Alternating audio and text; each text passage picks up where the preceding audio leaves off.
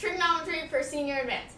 First, we'll go over some triangle geometry, then we'll move on to the Pythagorean theorem, and then on to trigonometric functions, and then to radians, and finally to angle of elevation and depression. To start off, let's go over some triangle geometry. Now, you probably already know some of this, but it's always a good thing to review.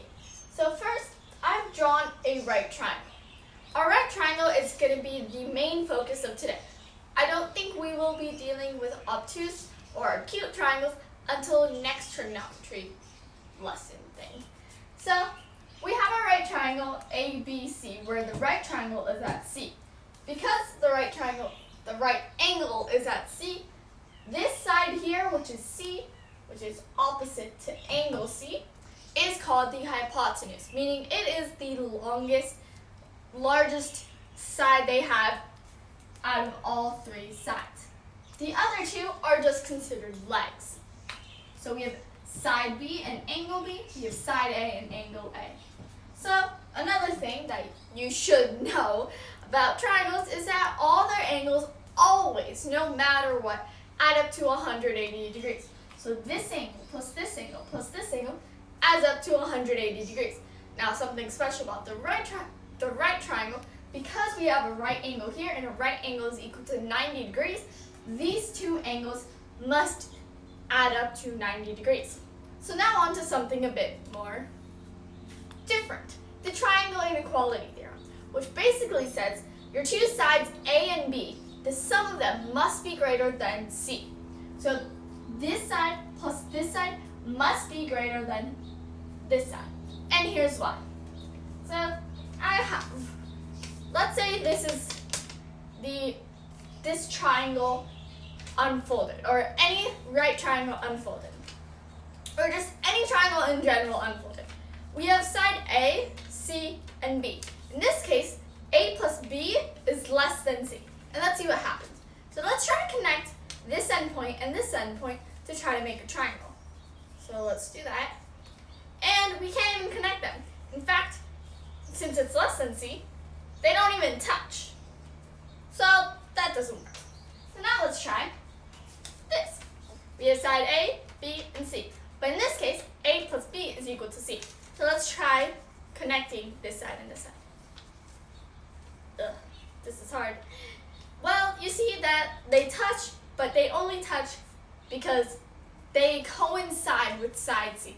They don't even lift off at a tiny angle. So if you do that, they don't touch. So that doesn't work. Finally, we have A plus B is greater than C. Side A, C, B. So let's try to connect these two angles. And when we do that, we can easily connect them. Although it's kind of hard, but yeah, that's how it works. So now we move on to our second section, which is the Pythagorean theorem. Basically, this thing says that for any right triangle, and it only works for right triangles, that A squared plus B squared is equal to C squared, meaning the length of side A plus the length of side B, both of them squared, so the length of side A squared plus the length of side B squared is equal to the length of the hypotenuse, or C squared. And you can also write this as C is equal to the square root of A squared plus B squared, whatever works for you. And from this formula, we get something called Pythagorean triples. These are some easy Pythagorean three numbers that satisfy this condition that will be helpful to remember. So there's 3, 4, 5, 5, 12, 13, 8, 15, 17, 7, 24, 25, 9, 40, 41. And the smaller two sides or legs can be changed. They are interchangeable. So now we move on to the basics of trigonometry itself, which is trigonometric functions. And of trigonometric functions, we have three main functions. We have sine, which is spelled S-I-N-E, but its abbreviation is just taking off the E. Then we have cosine, which is C-O-S, and then we have tangent, which is T-A-N. I almost forgot how to spell that. Anyways, so these trigonometric functions show a ratio between the sides. rather than like an actual value. They show a ratio, which is important. So let's say we have a right triangle ABC. C's at the right angle again. C's our hypotenuse, B and A are legs. So from this, you know that sine A, sine of angle A, because uppercase A and B show angles. You can also use any kind of Greek letter like theta, epsilon, phi, kappa, beta, alpha. Those all work too. But we're just going to stick with A, B, and C. So sine of A is equal to A over C. Sine of A is, when we try to find sine of A, we're trying to find the ratio between sides A and C. One leg and the hypotenuse. Cosine of A is B over C, where we're finding the ratio between the other leg and the hypotenuse. And then we have tangent of A, which is basically telling us the ratio between the two sides, A and B, so A over B. But then we also have sine of B, which gives us the ratio of B over C. And then we have cosine B, as in the cosine of angle B, which gives us A over C. And then finally, tangent of B is B over A. So we use these kinds of things in real-world applications, which we'll get onto later, but here's a quick preview. Let's say you have a triangle leaning against a wall, not a triangle, a ladder leaning against a wall like this. And you want to find how long the ladder actually is. Now you can't just say it's the wall's height. So what you'll use your trigonometric functions to find that using the ratios. Anyways, so going back to this, it's kind of annoying to memorize that sine of A is A over C, cosine of, yeah, that's annoying to memorize. So there's a common mnemonic device, forgot exactly what those were called, to help us remember. It's called SOHCAHTOA. And basically it's spelled SOHCAHTOA, right here. And that tells us sine is opposite over hypotenuse, meaning if you're taking sine of an angle, you look at the triangle and find the opposite side of that angle. So let's say we were trying to find the sine of A. So B is adjacent to it, so is C. And the opposite of A is A, side A. So that's sine. So then we have a which is cosine is equal to adjacent over hypotenuse.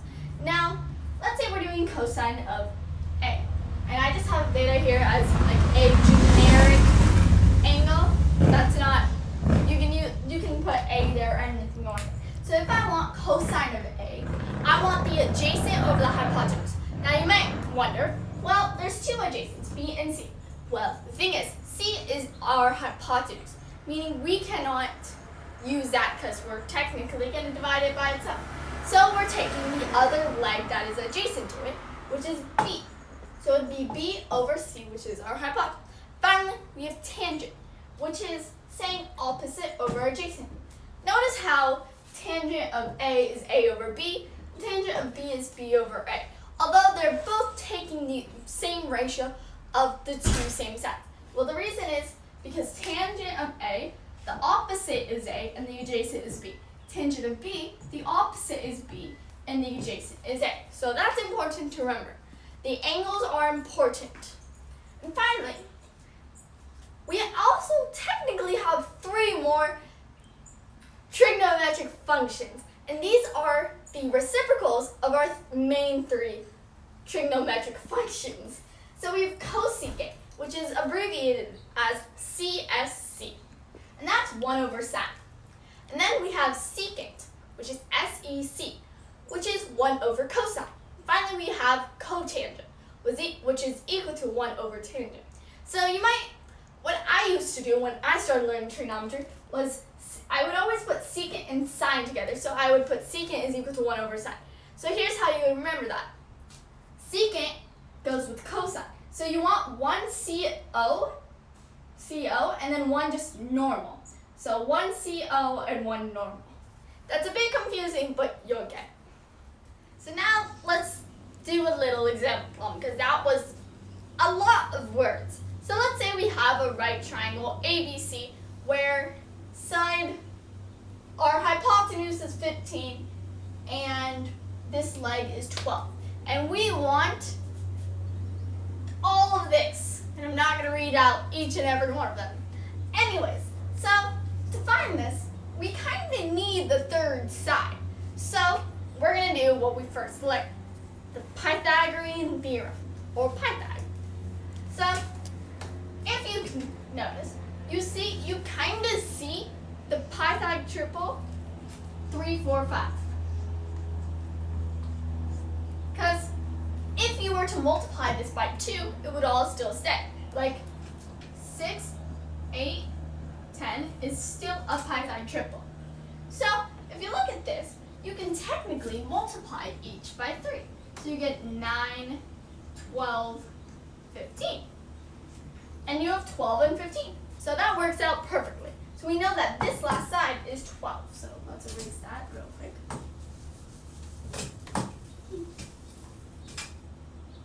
So let's just write what's 12 there. 8. Oh wait, and 8. So now we need to find each and every one. So let's go back to what we remember for SOHCAHTOA. Let's write that out. Until you really memorize it or understand it, it's always helpful to write out SOHCAHTOA. So we have this, and that for sine, cosine, and tangent. So let's start off with sine of A. We want opposite over hypotenuse. So A is right here, opposite is 8, and our hypotenuse is 15. So our answer is 8 over 15. Now for sine of B.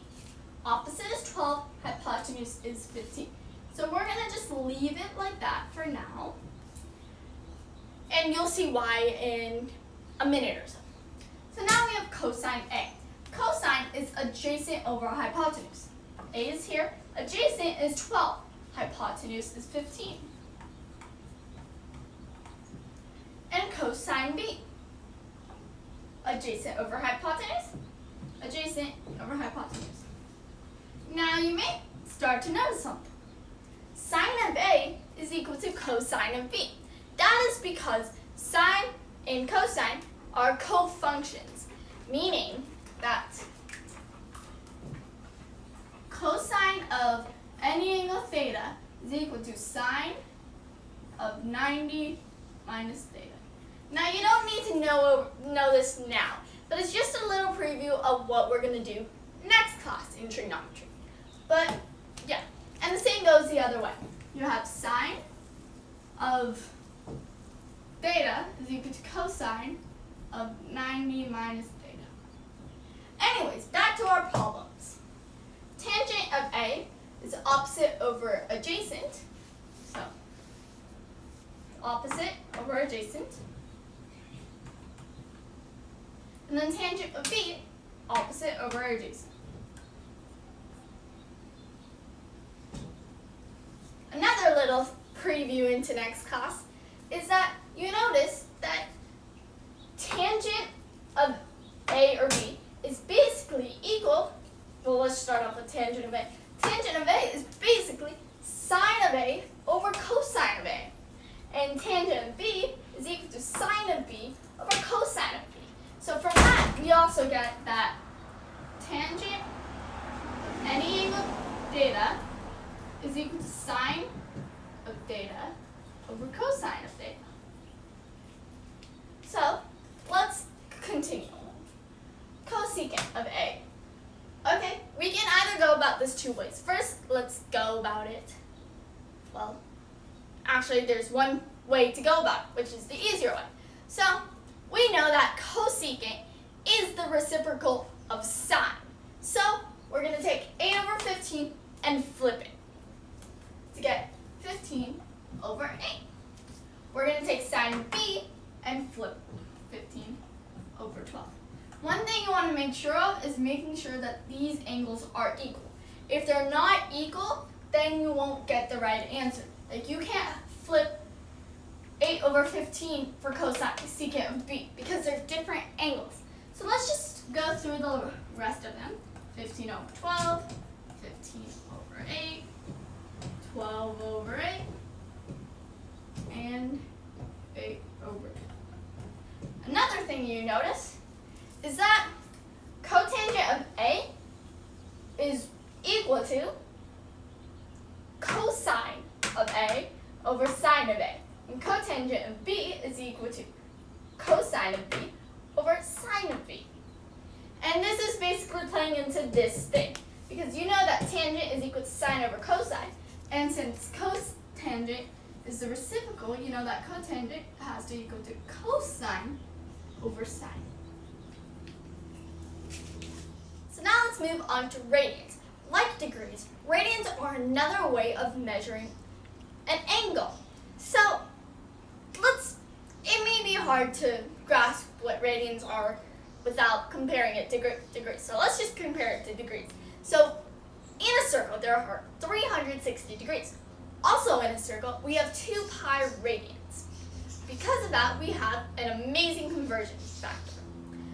To convert from radians to degrees, you have to multiply by 180 over pi. And to convert from degrees to radians, you have to multiply by pi over 180. So let's just do a couple of examples. Okay, 2 pi, we already said, is 360 degrees. And it's always important to have that little degree symbol, because if it's just like a number from 1 through like 10, you can easily tell that it's radians, or like negative 10 to 10, just radians. If it has that degree symbol, you know it's degrees. So because 360 degrees is equal to 2 pi radians is going to equal 180 degrees. Not 18. And if we want 45 degrees to radians, let's multiply by pi over 180, which gives us pi over 4. And then let's convert pi over 6 into degrees. So 180 divided by pi cancels out, we're left with 30. 5 pi over 3, 2. Degrees is pi, 180 over pi, cancels out, 60. 60 times 5 is 300 degrees. 270, we're going to multiply that by pi over 180. Cancel out. Gives us 3 pi over 2.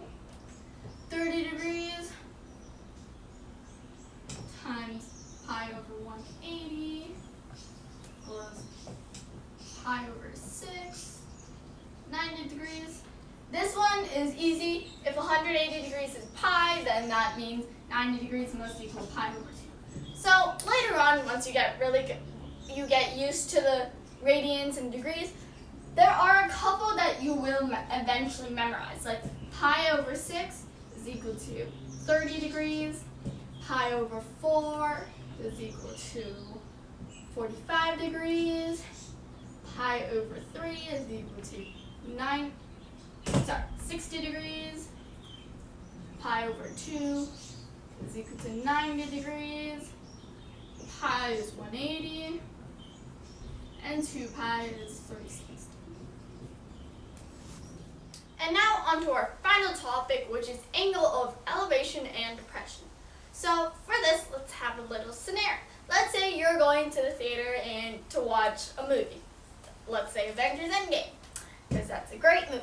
And it's the movie theater is playing those trailers they have before the movie starts.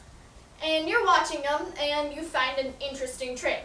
And then those title card things come up where it says the name of the movie and the release date. So you look at the name of the movie, which is going to be generic movie title. And your angle of elevation from your seat, this is a person, from eye level is 50 degrees. That's angle of depression. elevation. Now, you look down to see the release date, which is May 26th. And to see that, you have an angle of depression, which is 30 degrees right there. So up from eye level, up is elevation and down is depression. So our first problem of today is the following.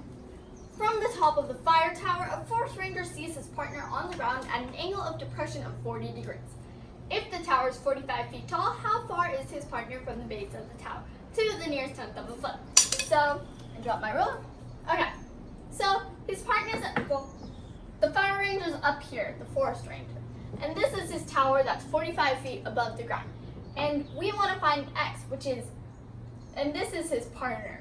So his partner is x feet away from the base. So what we want to do is find a ratio between opposite and adjacent. So when you think back to SOHCAHTOA, you know that opposite and adjacent have to do with tangent. So tangent of 40 is equal to x over 45, opposite over adjacent. So we solve for x and get 45 times tangent of 40 is equal to x. Now here's an important part. When you plug it into your calculator, you must make sure your calculator is in degrees and not radians. Because the first time I did this problem, I accidentally had it in radians and got negative 50 feet, which doesn't make sense.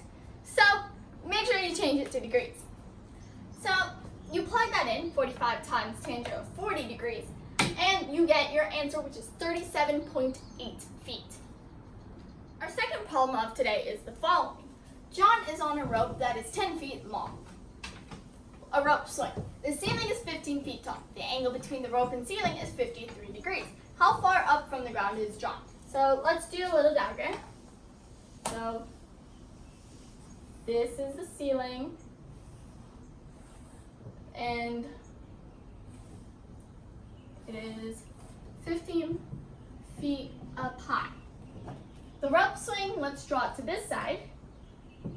It's like this, or it's 10 feet. And the angle here is 53 degrees because the angle between the rope and the ceiling is 53. So we want to find this area here. So let's call that h.